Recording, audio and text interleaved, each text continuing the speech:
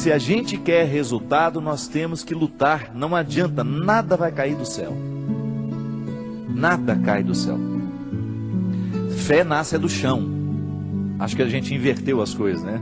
A nossa oração tinha que ser voltada para o chão o tempo todo. Que é aqui que Deus floresce. Deus é igual semente, floresce no chão. Essa metáfora de que Deus está no céu, isso é bonito. Mas é aqui, ó, é pisando nesse chão que a vida acontece. A força que Deus me dá, a força que Deus lhe dá, é para que a gente consiga plantar o jardim. Ninguém prometeu que nossa vida seria um jardim de flores, mas Deus prometeu a força para a gente plantar.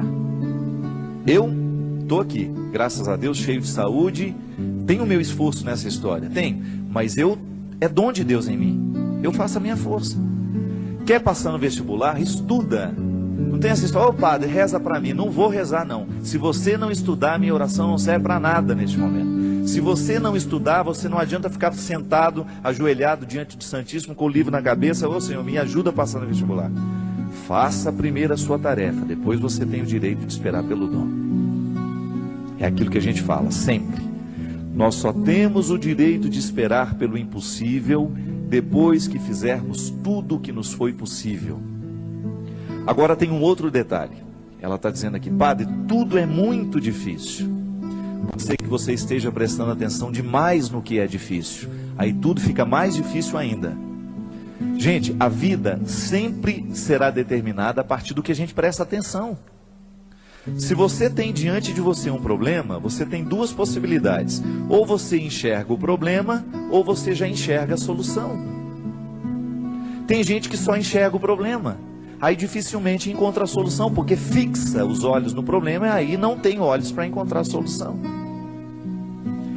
E aí depende de como nós interpretamos a vida. Tem gente que adora dificuldade, tem gente que adora problema. E acaba se tornando uma fonte de problemas, porque não está disposto para soluções. Tem gente que não sabe viver sem um problema. No meu livro que eu vou lançar tem uma personagem interessante, que ela é ficcionada nas doenças, ela adora ter doença. O sonho da vida dela é ter um plano de saúde. A alegria dela é receber um exame em que ela está precária. A alegria dela é contar as doenças, a dor de cabeça que não passa, é a pedra na vesícula. Tem gente que gosta disso, tem gente que presta atenção só no que é ruim. Mas não pode ser assim, minha gente. Esse espírito pessimista só nos faz ver o lado negativo das coisas. Pelo amor de Deus. Você tem que ser um pouco mais otimista. Você precisa prestar atenção um pouco mais nas coisas que são boas. Outro dia eu recebi um e-mail muito interessante. Dizem que tinham duas crianças brincando no gelo e de repente o lugar em que uma delas estava quebrou e ela caiu e ficou presa ali dentro. E a outra criança, num ímpeto de salvar aquela outra que estava ali dentro, quase morrendo já congelada, retirou o seu patins e começou a quebrar aquela outra parte lateral para que desse espaço para retirar o amiguinho que estava ali dentro. E com muito esforço aquela criança conseguiu, milagrosamente, ela buscou uma força tão grande dentro dela, que ela conseguiu, mesmo não tendo força o suficiente para isso, ela conseguiu quebrar aquele gelo com o patins.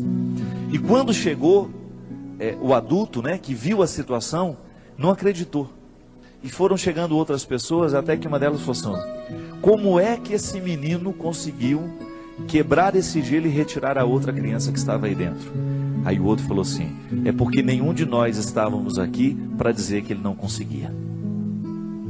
E é interessante, quando nós estamos diante de uma situação difícil, é muito natural que outras pessoas, tomadas por um espírito de porco, venham dizer, você não vai conseguir isso não, não vai dar certo não, não é? E sempre tem um assim, eu não falei? Eu não sei não, estou achando que esse negócio vai dar certo não. Sempre tem um espírito de porco pronto para jogar uma frase destrutiva, que vai desanimar. Mas não. Se a gente não presta atenção nesses discursos, nós vamos extrair coragem dentro de nós, de um jeito que a gente não sabia que tinha. Então, minha filha, às vezes, tudo está tão difícil. Não, não é bem assim.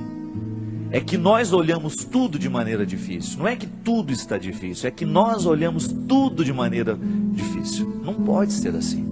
Nós precisamos ser um pouco mais otimistas. Dificuldade existe na vida de todo mundo. Elas estão por toda parte. Agora, a maneira como nós encaramos essas dificuldades é que vai fazer a diferença. São 5.000 pessoas para 5 vagas. Não fique preocupada, viu? 90% destes 5.000 que estão tentando essa vaga não estudou do jeito que você estudou. Se você verdadeiramente se prepara para as coisas, você já elimina boa parte dos concorrentes, porque a maioria é mais ou menos. A maioria está vivendo mais ou menos. A maioria está fazendo mais ou menos. São poucas as pessoas que verdadeiramente estão tomando a vida com responsabilidade do jeito que ela precisa.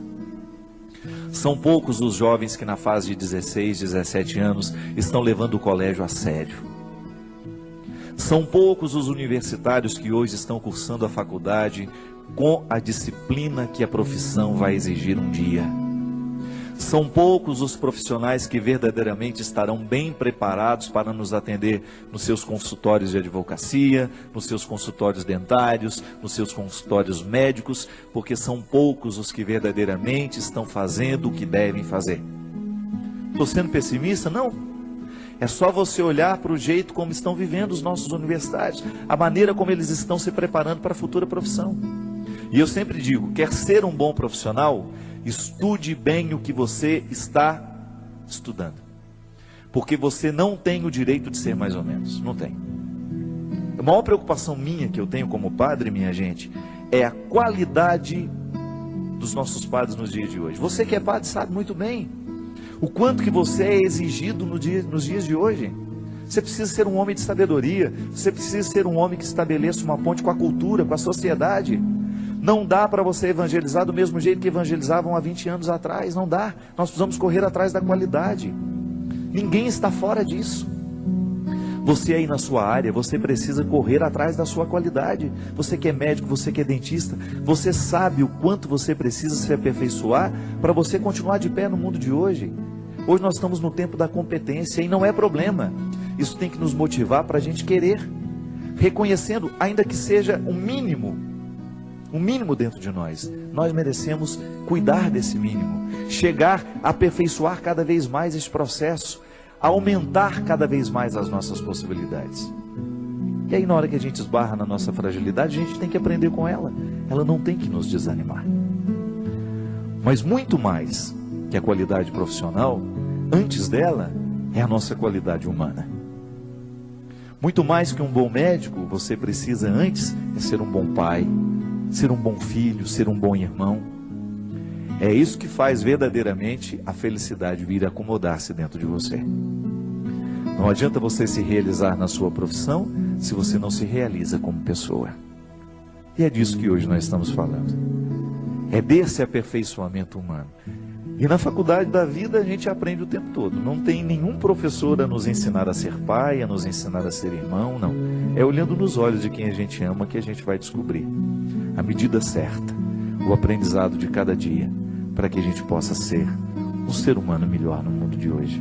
Chega de gente ruim, chega de gente incompetente como pessoa, chega de assassinos, chega de ladrões, chega de mentirosos. Vamos dar qualidade a esse mundo, a começar por você.